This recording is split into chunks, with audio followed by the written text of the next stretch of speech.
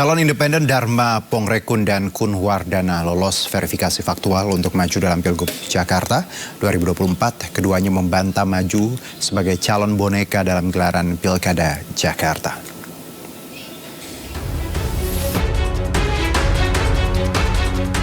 Pasangan Dharma Pongrekun dan Kun Wardana dipastikan akan bertarung melawan Ridwan Kamil di Pilgub Jakarta. Keduanya telah memenuhi syarat untuk maju sebagai calon independen. Seluruh berkas dukungan dianggap memenuhi syarat, yaitu sekitar 677.000 dukungan dari masyarakat. Keduanya akan ditetapkan pada 19 Agustus nanti dan diminta mendaftar pada 25 Agustus 2024. Tinggal mendaftar di tanggal 27 sampai 29, nanti satu tahap lagi tanggal 19 kami akan umumkan penetapan pemenuhan syarat dukungan untuk calon perseorangan. Seperti itu. Majunya pasangan independen ini sempat memunculkan isu pasangan boneka. Tudingan ini langsung dibantah keduanya. Mereka pastikan proses pencalonannya telah melalui prosedur. Kami bukanlah by design, kami bukanlah settingan, tidak. Kalau kami pun tidak pernah tahu apa yang akan terjadi di depan. Jadi dari awal Februari kami mulai bekerja dan mulai Mei kami mendaftarkan diri sampai detik ini kami betul-betul berjalan bersama rakyat dan tidak ada siapapun di belakang kami. Dengan lolosnya kedua calon ini, dipastikan Pilkada Jakarta tidak hanya satu calon. Skenario kota kosong pun kemungkinan besar tidak akan terjadi. Dari Jakarta, Rian Rahman, Jaka Samsa, iNews melaporkan. Lolosnya bakal calon independen Pilkada Jakarta Dharma Pongrekun dan Kun Wardana diwarnai isu pencatutan dukungan. Ramai di media sosial, sejumlah warga Jakarta mengungkap KTP-nya dicatut, tak terkecuali keluarga Anies Baswedan. Dalam akun media sosial X miliknya, Anies Baswedan mengungkap KTP dua anaknya, Mikhail Azizi Baswedan dan Kaisar Hakam Baswedan, dicatut sebagai salah satu pendukung bakal calon perseorangan Dharma Pongrekun dan Kun Wardana. Tak hanya dua anaknya, adik dan juga sebagian tim Anies ikut dicatut. Meski demikian, Anies mengaku KTP-nya aman dari pencatutan.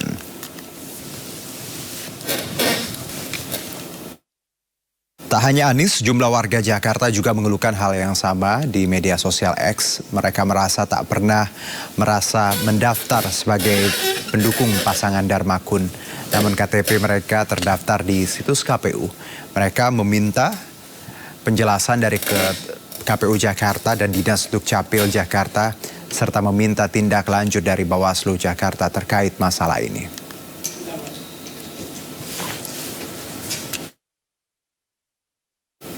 Ya, pemirsa, Anda juga dapat mengecek apakah KTP Anda dicatut atau tidak dengan langkah mudah berikut. Pertama, kunjungi situs infopemilu.kpu.go.id/pemilihan/cek_pendukung. Di laman ini Anda tinggal memasukkan 16 angka NIK Anda dan klik cari. Jika KTP Anda tidak dicatut, akan muncul keterangan NIK tidak terdaftar pada dukungan bakal calon perseorangan kepala daerah.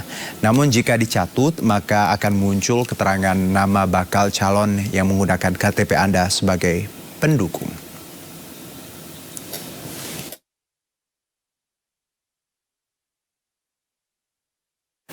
Sementara itu, pemirsa, KPU Provinsi DKI Jakarta mengaku pihaknya telah melakukan verifikasi faktual terkait dukungan pencalonan pasangan calon Dharma Pongrekun dan Kun Wardana di Pilkada Jakarta 2024. Bagi warga yang datanya dicatut, dihimbau segera melapor ke Bawaslu.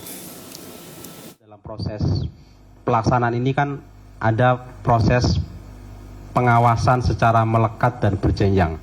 Ya, pengawasan melekat dan berjenjang ini dilakukan oleh jajaran teman-teman Bawaslu, kemudian monitoring dan supervisi dari KPU Kabupaten Kota dan KPU Provinsi DKI Jakarta. Jadi ini menjadi concern yang kami lakukan. Maka kalau ada dugaan-dugaan pelanggaran, ya monggo silakan, ada ruang, ada tempat, ada saluran yang bisa dilakukan. Tentu kami akan menghormati proses-proses itu dan kami memastikan proses dilakukan oleh teman-teman kami di bawah sudah dilakukan sesuai dengan ketentuan peraturan perundang. Ya, KPU DKI Jakarta menyatakan pasangan Darba Pongrekun Kunwardana memenuhi syarat dukungan dan bisa mendaftar di Pilgub Jakarta lewat jalur independen. Setelah pengumuman lolosnya Darma Kun, mulai muncul keluhan dari sejumlah warga yang mengaku KTP-nya dicatut untuk mendukung Darma Kun. Dan kita akan membahas pencatutan KTP untuk mendukung paslon independen bersama Koordinator Divisi Penanganan Pelanggaran Bawaslu DKI Jakarta, Beni Sabdo, dan juga pengajar Hukum Tata Negara sekaligus pakar kepemiluan dari Universitas Indonesia. Ada Mbak Titin, halo. Ya, Mbak Titi, Assalamualaikum. Ya. Selamat sore Mbak Titi. Selamat sore Mas Juno, Mas Beni. Selamat sore Mbak Titi. Mas Beni, suara saya jelas? Jelas, bisa terdengar dengan baik. Mungkin saya ke Bang Beni dulu, tapi sebelumnya Bang Beni dan juga Mbak Titi bahwa kami sudah mengundang KPU, tapi seperti biasa nampaknya masih sibuk ya. Jadi memang belum ada jawaban seperti dari KPU dan juga dari pihak Pongrekun juga belum ada juga yang bersedia untuk berbicara dengan kita sore hari ini. Saya mungkin ke Bawaslu terlebih dahulu, ke Pak Beni. Ya, kalau kita lihat ada indikasi pelanggaran seperti ini, bagaimana Bawaslu mendapati keluhan ini dan apa yang akan dilakukan pihak Bawaslu jika ada banyak aduan dari warga DKI? Ya baik, Bawaslu bersama rakyat awasi pemilu kada di DKI Jakarta ini ya. Kami sudah membuka posko selama 2 hari ini. Data yang masuk juga sudah ratusan. Kami sedang dalami, identifikasi sekaligus juga inventarisasi untuk menentukan langkah hukum selanjutnya. Apakah ini memenuhi unsur dugaan pidana pemilihan atau pelanggaran administrasi pemilihan ataupun dugaan pelanggaran hukum lainnya. Karena ini kalau kita analisa sementara, ini juga bisa masuk ke ranah pidana umum dan juga ranah pidana khusus. Nah, kami juga sekaligus mengajak seluruh elemen masyarakat DKI Jakarta, bila mana KTP-nya dicatut padahal tidak memberikan dukungan, juga silahkan melaporkan kepada kami secara resmi ataupun memberi aduan secara hotline kepada kanal website kami, ada juga WA Center kami. Ya, kami juga berterima kasih kepada Mbak Titi Anggraini sekaligus pengajar, akademisi dan juga praktisi di Perludem yang selalu mengawal ya proses demokrasi di Jakarta ini. Kami punya kepentingan yang sama. Proses demokrasi di Jakarta ini harus dijalankan secara luber dan jurdil. Jangan sampai proses yang terjadi selama ini itu penuh dengan pelanggaran dan kami diam saja. Artinya Bawaslu punya tanggung jawab yang besar. Dan sekali lagi kami bersama rakyat mengawasi pilkada di Jakarta ini. Baik, Pak Beni, tadi Anda menyebut ratusan. Berarti sampai saat ini memang jumlahnya seperti itu yang mengeluhkan, yang melaporkan? Betul sekali. Kami sudah 2 hari ini, bahkan kami juga secara khusus, tim Sentra Gakumdu itu adalah tim penegakan hukum sentra terpadu, yang dalam hal ini adalah ada di Bawaslu, yang terdiri dari Bawaslu, Kepolisian dan Kejaksaan sudah standby. Artinya kalau misalkan ada warga yang ingin melaporkan terkait dugaan tindak pidana pemilihan, kami sudah siap di kantor untuk menerima segala aduan dan laporan. Tapi kami juga tidak menunggu, ini juga melakukan penelusuran pendalaman ya terkait analisa hukum. Baik, kita masih tadi lagi-lagi penelusuran dan pendalaman karena tidak ingin menuduh dan tidak ingin terburu-buru tentunya. Saya ke Mbak Titi, kalau kita lihat ini tadi ratusan disebut Bawaslu sudah melaporkan. Apa langkah selanjutnya? Kalau kita lihat tadi ada juga disebutkan bahwa bisa masuk ke pidana umum dan khusus. Silakan Mbak Titi. Ya, kita apresiasi ya atas langkah yang dilakukan oleh Mas Beni dan kawan-kawan. Saya mengenal yang bersangkutan nih, Mas Beni ini memang komitmennya sangat baik dalam proses penanganan pelanggaran dan penegakan hukum.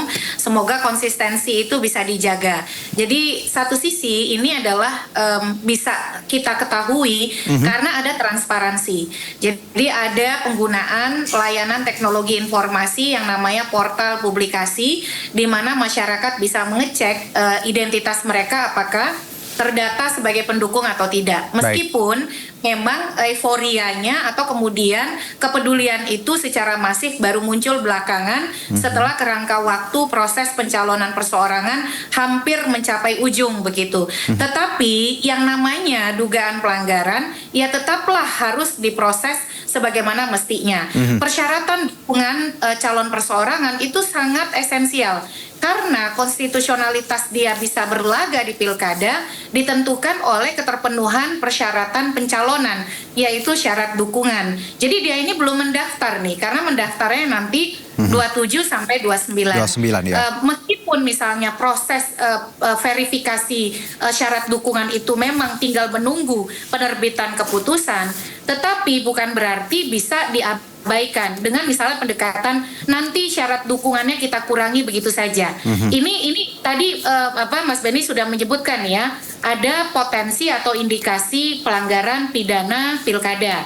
Ada pidana umumnya karena menyangkut undang-undang administrasi kependudukan, pelindungan data pribadi dan juga undang-undang ITE. Serta jika kemudian di tengah raya ada keterlibatan penyelenggara, maka ini juga bisa berkaitan dengan pelanggaran kode etik penyelenggara pemilu. Jadi di tengah semua proses ini, apa yang dilakukan oleh Bawaslu itu akan melindungi semua, melindungi proses pilkada kita untuk tetap terjaga kredibilitas dan integritasnya, serta kepercayaan publik atas rangkaian tahapan yang masih panjang. Poin yang Anda sebutkan bahwa indikasi dan hal-hal yang tadi sempat kita terpotong, boleh dilanjutkan sedikit Mbak Titi? Ya, tadi penekanannya memang ini bagian dari upaya melindungi kredibilitas dan kepercayaan publik terhadap pemilu proses pilkada kita ya. Tetapi juga yang penting adalah ini menjadi pintu masuk persoalan yang lebih besar. Walaupun mereka yang mengaku datanya dicatut, datanya sudah di-drop dari dukungan, tetapi tidak menghilangkan unsur pelanggarannya. Nah, oleh karena itu kita harus tahu mengapa data itu bisa tercatat sebagai pendukung pasangan calon yang dalam banyak keluhan, misalnya dari teman-teman saya atau mahasiswa saya atau rekan-rekan media, sama sekali tidak mengenal. Dari mana mereka mendapatkan KTP itu? Kalaupun ada pernyataan dari KPU Jakarta misalnya ada percampuran data dalam sistem, itu kan pernyataan sepihak KPU. Saya kira perlu audit yang betul-betul kredibel, membuktikan bahwa memang kalau ada percampuran data itu tervalidasi begitu, bukan sekedar pernyataan bahwa ada kesalahan sistem dan lain sebagainya. Karena ini menyangkut data pribadi warga yang merupakan kewajiban negara untuk melindunginya, Mas Juno. Baik, berarti dengan kata lain bahwa kita melihat apapun yang terjadi saat ini adalah bentuk pencurian dan penyalahgunaan data pribadi. Jadi secara frame yang lebih besar ini tidak sekedar dukungan yang salah, tapi juga ada hal yang harus kita usut tadi, pencurian ini ya, Mbak Titi. Iya, betul sekali. Jadi dari mana itu data diambil, siapa yang menyediakan, itu yang harapannya walaupun Bawaslu dalam termasuk hal ini tadi sebagai... Mbak Titi mengaudit KPU karena menyebutkan bahwa ini hanya pencampuran data. Apakah benar seperti itu, statement itu juga harus dielaborasi menurut Anda? Ya, betul sekali. Jangan sampai kemudian menguap begitu saja dan merupakan pernyataan yang tidak bisa kita ukur validasinya, karena kita tidak bisa mengakses itu ya. Seharusnya teman-teman Bawaslu punya akses karena mereka satu kesatuan fungsi dalam penyelenggaraan Pilkada 2024 ini.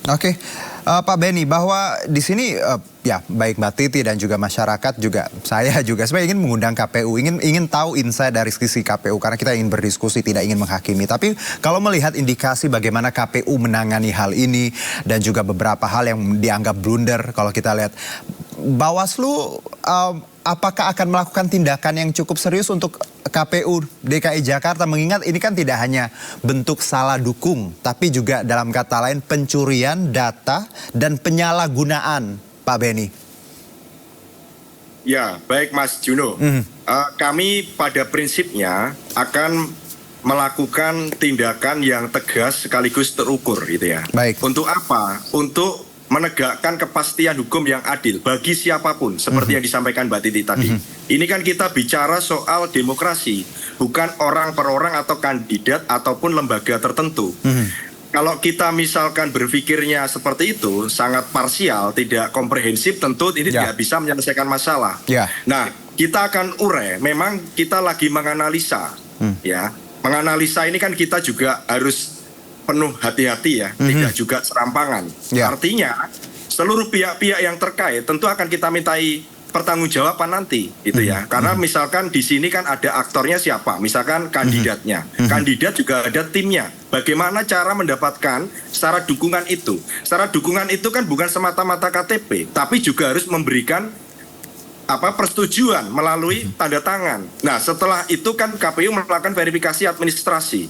Setelah administrasinya dianggap sudah oke, sudah memenuhi syarat, maka dilanjutkan dengan verifikasi faktual. Nah, verifikasi faktual ini sebenarnya ini harus dilakukan secara sensus satu-satu. Nah, kita kan memang harus kami akui ya.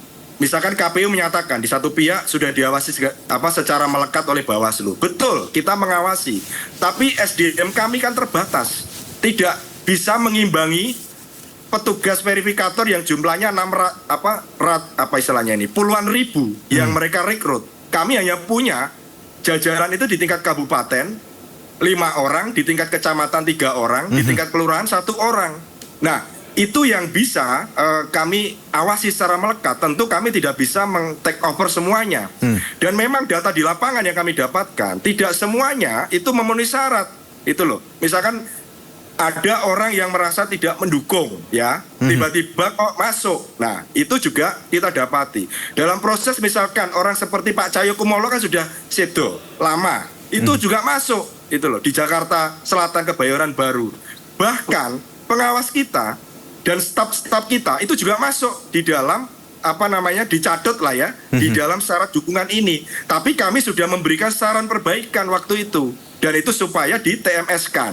Nah, memang akhir atau 2 hari terakhir ini kan menjadi isu yang sangat viral ya, dan juga rame di publik maupun publik media sosial dan publik di dunia nyata ini. Dan maka kami juga sebagai pengawas pemilu dan punya tugas menegakkan aturan atau regulasi tentang pemilu, kami juga tidak bisa tutup mata dan tutup telinga.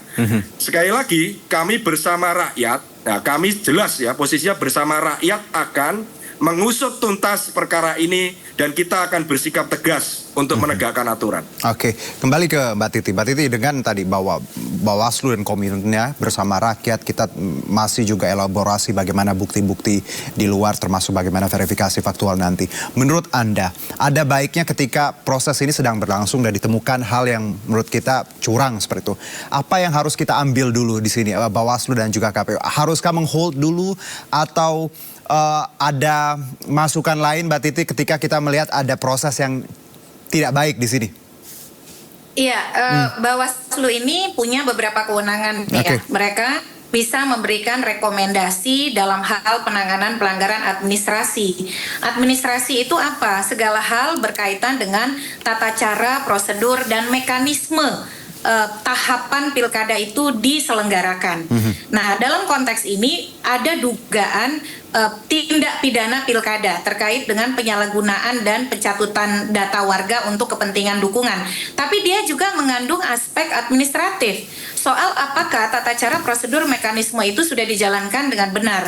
Ratusan pengaduan ke teman-teman Bawaslu itu kan saya anggap bukan sesuatu yang sederhana ya. Apalagi kalau dikatakan tidak semua warga kita itu melaporkan. Itu kan yang punya kesadaran. Tapi yang beredar di media sosial juga banyak begitu.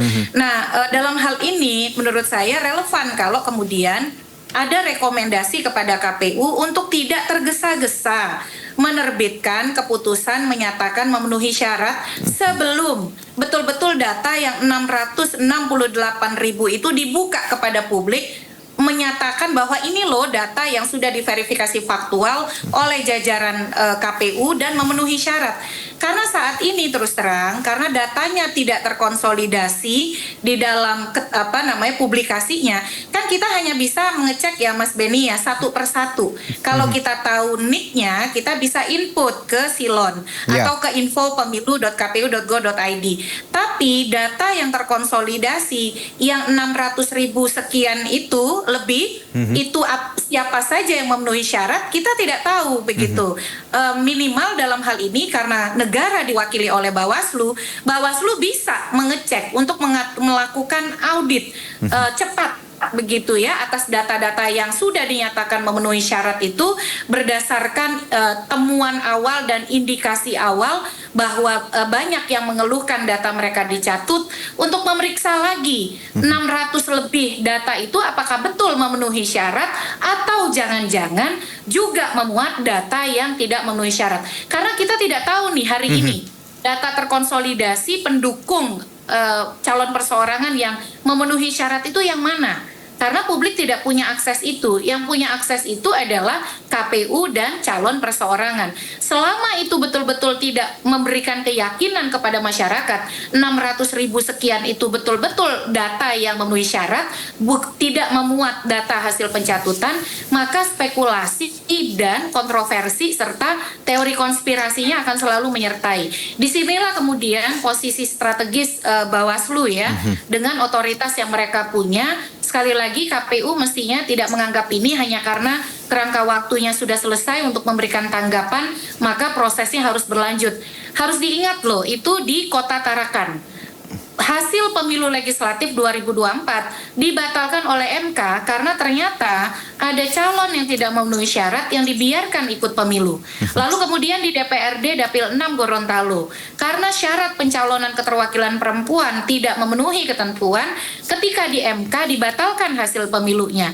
Kita tidak harus menunggu, harus bergulir sejauh itu begitu ya. Karena Bawaslu punya otoritas untuk kemudian menurut saya jangan kemudian KPU serta-merta menyatakan ya kita tetapkan karena prosesnya sudah selesai. Ternyata kan banyak temuan yang memerlukan validasi dan pengecekan menurut saya yang harus dipastikan betul-betul tidak ada unsur pelanggaran di dalam data yang ditetapkan oleh KPU nanti, Mas Juno. Oke, jadi tidak sesimpel itu ya Mbak Titi ketika bilang, oh ya proses sudah selesai, jadi dilanjutkan. Harusnya tadi mendengar keluhan ini KPU juga berpikir ulang untuk bagaimana agar proses ini bisa lebih dipercaya publik ya Mbak Titi. Oke, plus juga kalau kita undang KPU harusnya mau lah ya, sekali-sekali, walaupun nggak tiap hari itu. Baik, saya ke Pak Ben. Pak Ben, kalau lihat tadi Mbak Titi menyebutkan bahwa mungkin tidak akan rekomendasi ini untuk tidak tergesa-gesa karena jangan sampai ya hal-hal yang tadi kita takutkan, asumsi publik, teori konspirasi terbukti dan akhirnya tadi masa harus sampai proses seperti Tarakan Gorontalo yang dibatalkan MK. Jangan sampai kita prosesnya sudah terlalu jauh baru menyadari bahwa ada yang salah di sini. Mungkinkah bahwa rekomendasi nanti untuk tidak tergesa-gesa terlebih dahulu atau seperti apa, Pak Ben? Ya, tentu segala aspirasi dan harapan masyarakat ini kan menjadi pertimbangan yang utama. Karena demokrasi itu kan kedaulatan di tangan rakyat. Atau pilkada ini kan adalah pelaksanaan kedaulatan rakyat dalam memilih kepala daerah secara langsung, demokratis, luber dan jurdil. Maka sebenarnya ini menjadi masukan yang positif. Nah, lagi-lagi Mas Juno dan Mbak Titi mohon izin, kita itu sudah sering memberikan rekomendasi dan seterusnya lah ya. Berkaitan dengan proses tata cara mekanisme. Nah kerap kali KPU itu kan juga mengabaikan. Nah itu yang juga saya kira Mbak Titi sebagai penggiat dan juga akademisi pahamlah situasi itu ya. Tentu dalam konteks ini kami ya di Jakarta nanti kan kami juga ini lagi melakukan pendalaman. Tentu seluruh pendalaman ini kan nanti juga ada ujungnya. Entah itu sifatnya kesimpulannya apa kan itu ya. Kita kan belum menentukan.